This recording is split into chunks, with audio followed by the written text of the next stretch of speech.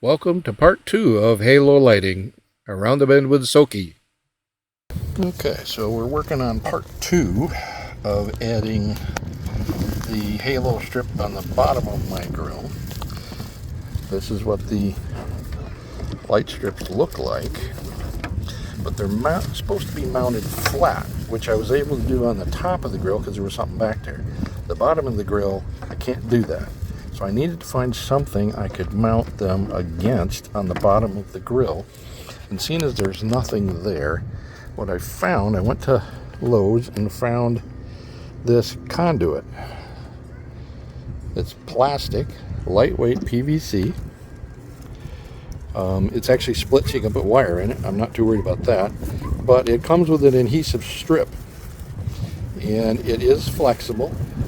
So what I'm going to do is actually mount this on the bottom of the grill, and then I can mount the strip of lights up against it so it sits flat against something and gives me the halo that I'm looking for.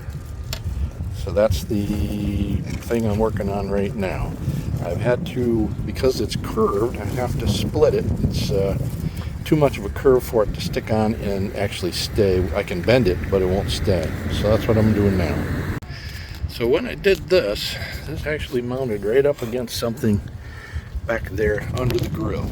But here, I have nothing. It's just a flat edge. So I had to come up with something I could mount against. So I have these pieces I've mounted in here, left a gap for my wiring, and now I'm working on fitting it because this bends pretty significantly. I have to fit this back in this area with a bend to it so it'll fit. So I'm going to leave a little bit of a gap in there. It won't hurt too much. And I'm actually going to super glue it to the bottom here as well, but I really need this part to hold it in place. So that's what I'm working on. So the biggest struggle with this whole project is essentially the wiring. It comes down out of here into these little boxes here. From the boxes it comes out on these nice black strips, but the wiring is incredibly fine. It's very, very fine. It's probably in the line of about 30 gauge wire, and it's very easy to strip and break.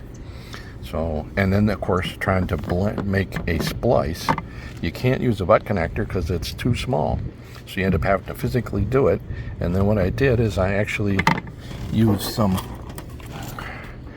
shrink tubing to make sure that once I got the connection, that I got it well sealed.